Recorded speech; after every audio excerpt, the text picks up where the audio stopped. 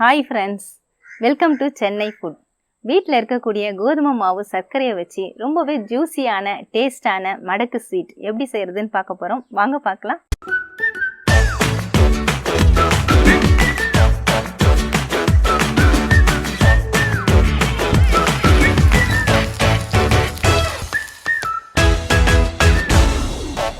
மடக்கு ஸ்வீட் செய்கிறதுக்காக ஒரு மிக்சிங் பவுல் எடுத்துக்கோங்க. ஒரு கப் அளவுக்கு நான் கோதுமை மாவு எடுத்திருக்கேன், அதை இதில் சேர்த்துக்கிறேன். மாவுக்கு தேவையான சால்ட்டு நான் 1/4 ஸ்பூன் அளவுக்கு எடுத்திருக்கேன், அதையும் இதில் சேர்த்துக்கிறேன். சால்ட்டு சேர்த்துட்டு நல்லா கலந்து விட்டுக்கலாம். இப்போ கொஞ்சம் கொஞ்சமாக தண்ணி சேர்த்து சப்பாத்தி மாவு பதத்துக்கு மாவை பிசைஞ்சு எடுத்துக்கலாம். மாவு நான் சப்பாத்தி மாவு பதத்துக்கு பிசைஞ்சிட்டேங்க. இந்த மாதிரி நல்லா இறுக்கமாக பிசைஞ்சு எடுத்துக்கோங்க. இது சின்ன சின்ன உருண்டைகளாக நம்ம உருட்டி எடுத்துக்கலாம்.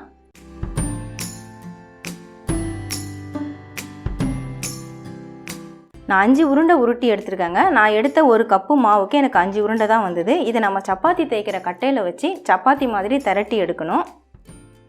கொஞ்சமாக அரிசி மாவு தூவிட்டு திரட்டிக்கலாம். கோதுமை மாவு போடுறத விட நம்ம அரிசி மாவு போட்டு திரட்டினோம்னா நல்லா கிறிஸ்பியாக இருக்கும். இந்த ஸ்வீட் பார்த்திங்கன்னா மேலே நல்லா கிறிஸ்பியாகவும் உள்ளே நல்லா ஜூஸியாகவும் இருக்கும். அதுக்காக தான் நம்ம அரிசி மாவு சேர்க்குறோம். சப்பாத்திலாம் திரட்டுற மாதிரி மெலிசாக திரட்டி எடுத்துக்கலாம்.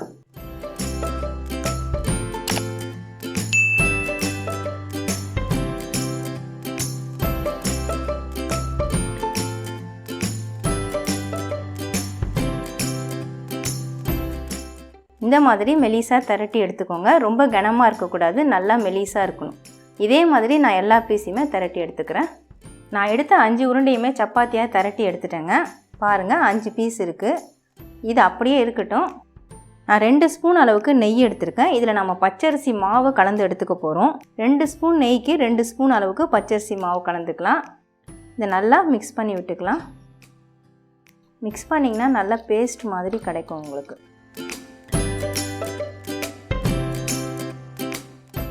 பாருங்கள், இந்த மாதிரி இருக்கும். இப்போ இதுவும் அப்படியே இருக்கட்டும். மறுபடியும் நம்ம செஞ்ச அந்த பூரி மனையை நான் எடுத்துக்கிறேன். எடுத்துட்டு அதில் ஒரு சப்பாத்தியை நம்ம ஃபஸ்ட்டு எடுத்து வச்சுக்கலாம். இதை ஒன்று மேலே ஒன்று வச்சு நம்ம ஒட்டி தான் விடணும். அதுக்காக தான் இந்த பேஸ்ட்டு நாம் ரெடி பண்ணியிருக்கோம். இதை இதில் அப்ளை பண்ணிக்கலாம். இந்த மாதிரி ப்ரஷ் வச்சுட்டு நீங்கள் தேய்ச்சி விட்டுக்கலாம். அப்படி இல்லைனா கையிலேயே கூட நீங்கள் தேய்ச்சிக்கலாம். அரிசி மாவு வச்சு இந்த மாதிரி அப்ளை பண்ணுறதுனால நமக்கு நல்லா கிறிஸ்பியாக கிடைக்கும். இது நல்லா லேயர் லேயராக நமக்கு பிரிஞ்சு வரும். இந்த சப்பாத்தி ஃபுல்லாகவே இது அப்ளை பண்ணி விட்டுக்கணும்.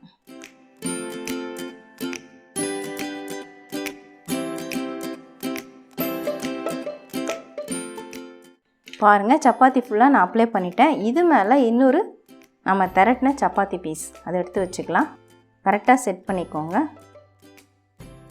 அவ்வளோதான், இந்த மாதிரி வச்சுருங்க. இது மேலே மறுபடியும் இந்த அரிசி மாவு, நெய் போட்ட அரிசி மாவை ஃபுல்லாக அப்ளை பண்ணிக்கணும். இதே மாதிரி எல்லா பீஸுமே ஒன்று மேலே ஒன்று நம்ம ஒட்டி விட்டுறணும். நான் திரட்டின 5 பீஸுமே ஒட்டிட்டேங்க. பாருங்கள், இதுலேயே தெரியும் உங்களுக்கு லேயர் லேயராக. இது அப்படியே நம்ம ரோல் பண்ணி தான் விடணும். மேலேயும் நான் அப்ளை பண்ணி விட்டுருக்கேன். பொறுமையாக அழுத்தம் கொடுத்து அப்படியே ரோல் பண்ணிக்கோங்க. எல்லாத்தையும் சேர்த்து வச்சு அப்படியே ரோல் பண்ணணும். இந்த மாதிரி பொறுமையாக பண்ணிக்கோங்க. இப்படி கையில் நீங்கள் உருட்டி விட்டாலே அது உருள ஆரம்பிச்சிடும். ஆனால் நல்லா டைட்டாக பண்ணணும். பாருங்கள், நல்லா ஒட்டிக்கிச்சு. இப்போ நல்லா இந்த மாதிரி ரோல் பண்ணி விட்டுடுங்க. பாருங்கள், 5 பீஸுமே நல்லா ஒட்டிட்டு இந்த மாதிரி ரோல் பண்ணிட்டிங்கன்னா ஒன்றோட ஒன்று ஒட்டிக்கும், பிரிஞ்சு வராது. இந்த எட்ஜஸை மட்டும் நம்ம கட் பண்ணி எடுத்துடலாம். ஏன்னா ஒரே லெவலாக இருக்காது. அதனால் இதை கட் பண்ணி எடுத்துடுறேன். இப்போது சின்ன சின்ன பீசஸாக நம்ம கட் பண்ணிக்கலாம். ஒரு 1/2 இன்ச்சு இல்லை 3/4 இன்ச் இருக்கிற மாதிரி பீசஸ் கட் பண்ணிக்கோங்க.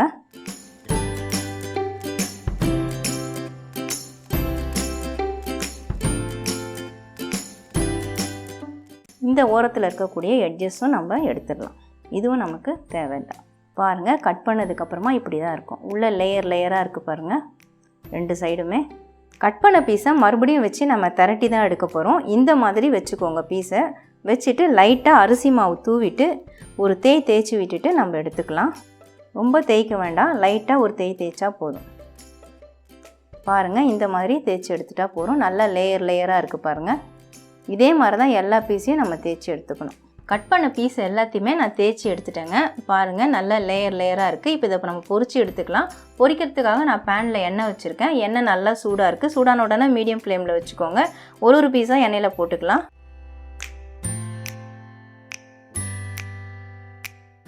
எண்ணெயில் போட்டுட்டு கொஞ்சம் நேரம் ஆன உடனே திருப்பி விடுங்க. எண்ணெயில் போட்ட பீஸ் எல்லாத்தையுமே நான் திருப்பி விட்டுட்டேங்க. இப்போ பாருங்கள் லைட் கோல்டன் கலர் வந்திருக்கு. இந்த கலர் வந்தால் போதும், நம்ம எடுத்துடலாம். நல்லா லேயராக பிரிஞ்சு வருது பாருங்கள் பொரிய சொல்ல. எண்ணெய் வடிகிறதுக்காக நான் இந்த கரண்டியில் மாற்றி விட்டுக்கிறேன். நல்லா எண்ணெய் வடிய விட்டுட்டு எடுத்துக்கோங்க. இதே மாதிரி எல்லா பீஸையும் பொரிச்சு எடுத்துக்கலாம். ஜீரா ரெடி பண்ணுறதுக்காக நான் சாஸ்பேன் வச்சுருக்கேன். 1 கப்பு கோதுமை மாவு எடுத்ததுனால நான் 1/2 கப்பு சர்க்கரை எடுத்திருக்கேன். அதை பேனில் சேர்த்துக்கிறேன். 1/4 கப்பு தண்ணி சேர்த்துக்கலாம்.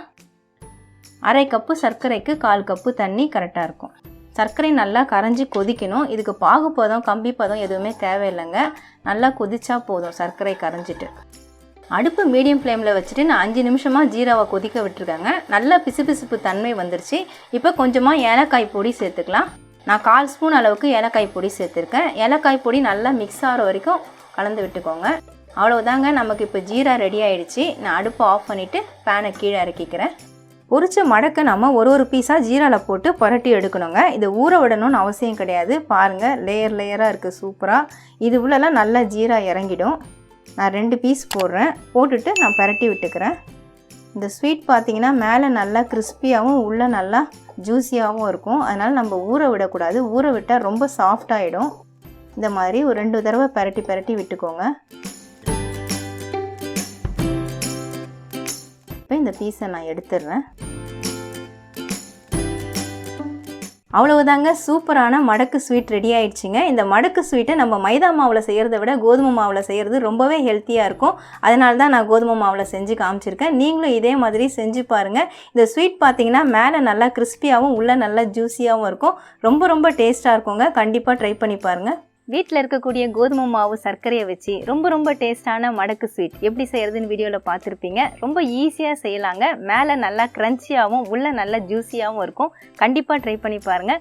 உங்களுக்கு இந்த வீடியோ பிடிச்சிருந்தா லைக் பண்ணுங்கள், ஷேர் பண்ணுங்கள், சப்ஸ்கிரைப் பண்ணுங்கள். பக்கத்தில் இருக்க பெல் ஐக்கானை கிளிக் பண்ணிக்கோங்க. அதில் ஆல்னு ஒரு ஆப்ஷன் காட்டும், அதையும் கிளிக் பண்ணிக்கோங்க. நன்றி, வணக்கம்.